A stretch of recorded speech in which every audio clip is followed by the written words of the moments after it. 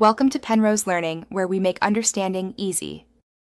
You start by confirming the speaker's inputs and the physical cable you need.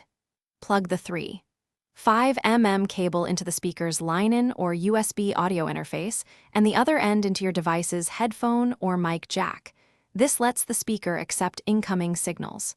Once done, set the speaker to line-in mode and mute Bluetooth to prevent automatic pairing. You do this because direct analog routing reduces latency and preserves microphone-level signals for the next processing. Now you configure routing so the speaker is treated like a microphone. On your device, choose the speaker or USB interface as the input source.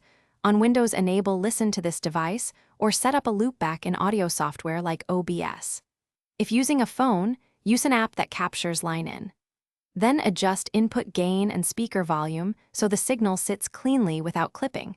You want enough level for clarity but not distortion. This step creates a stable path from sound source to receiving app.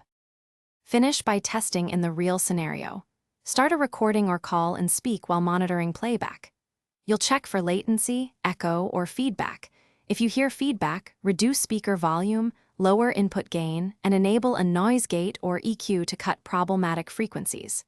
If you get no signal, make sure the correct input is selected, try a different cable or adapter, and reboot the devices. One key tip: swapped TRS/TRRS wiring or a faulty adapter is the most common reason for no audio.